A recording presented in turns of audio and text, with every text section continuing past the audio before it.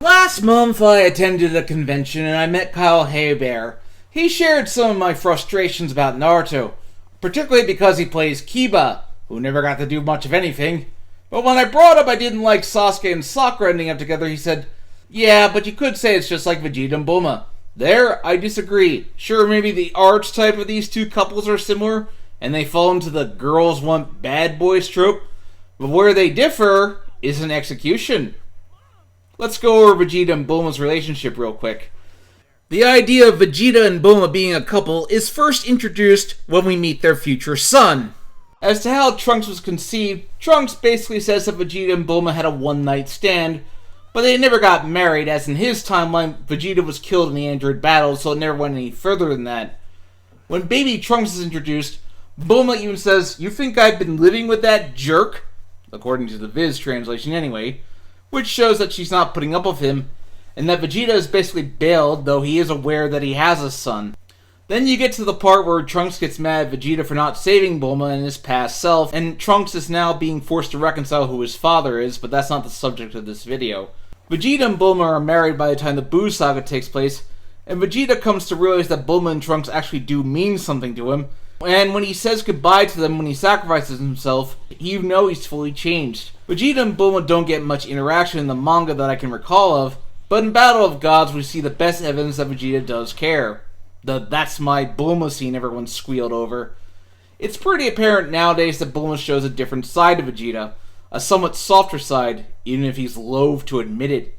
Trunks even remembers when his father told him Vegeta was too proud to show kindness, but she could tell, and we see more of that in recent days with Vegeta. This change feels more natural due to the time passing and feels more earned. Now let's cover Sasuke and Sakura. Off the bat, Sakura has a pretty shallow crush on Sasuke, liking him for his looks and not much else. In fact, their first proper interaction is not a good one, as Sakura rather faultlessly makes fun of Naruto for being an orphan, which Sasuke, who is also an orphan, doesn't take too well to, and rightfully tells her she's annoying. Yeah, not a great start here.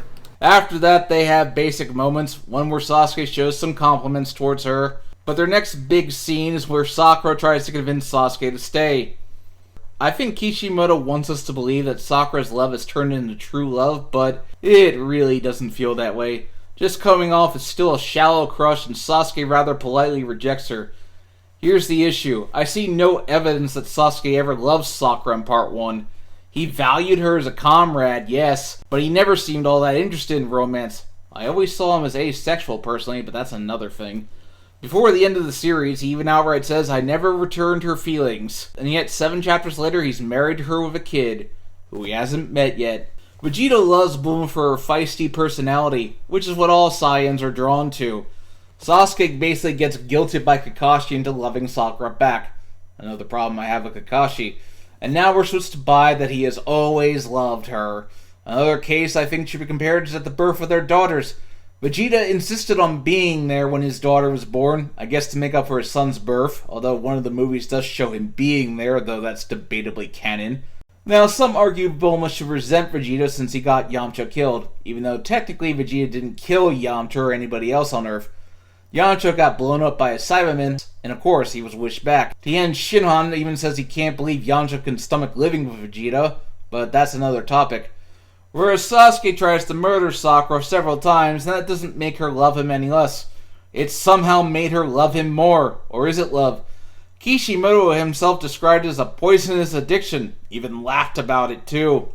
Yamcha and Bulma was never realistically going to work out since Yamcha wasn't exactly faithful, and Bulma was not the type to settle down at that point.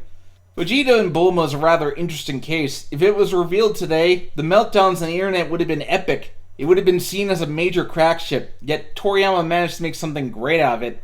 It was entirely unintentional, yes, but hey, it worked. Vegeta and Bulma actually have believable chemistry. Whereas this is Sasuke and Sakura's chemistry. I love you, wife. I don't need that anything else. That is Sasuke and Sakura down to a T. So, what I gather about Sasuke and Sakura, they must have got married in a shotgun wedding. Even though Sakura doesn't have any pictures of them. Also, did Naruto not go to his best friend's wedding? I'm a little confused by this. Then again, Sasuke didn't go to his. Then they had Sarada. Then Sasuke basically left and never came back for nearly 12 years because Sarada has never met him. Yet Sasuke knows he has a daughter. Yet when this girl who has black hair, wears clothes similar to Sakura, she calls him Papa, his first reaction is to try to murder her. And he has a pretty subdued reaction when he realizes he just tried to kill his own daughter. Yes, I know Boruto's trying to have him be more caring, but it's kind of awkward from what I've seen. It's all after the fact.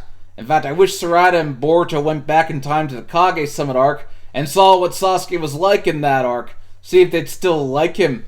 In fact, does Sarada even know about the Uchiha massacre? If she ever finds out about that, she'd be pretty rightfully pissed off, wouldn't she? Does Sakura know about that? In fact, what do Sasuke and Sakura even know about each other? Bulma at least knows Vegeta was the Prince of the Saiyans and told Trunks as much. Has Sasuke even met Sakura's parents? Do they approve that their daughter married her would-be murderer and also is basically a criminal? Does Sakura even know that Itachi was actually a goodish guy? I'm not gathering anything. They know nothing about each other. They have no reason to be in love.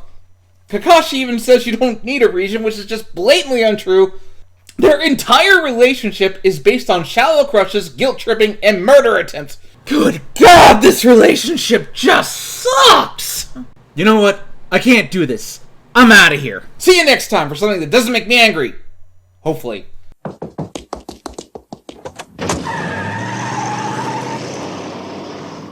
I don't think he's coming back.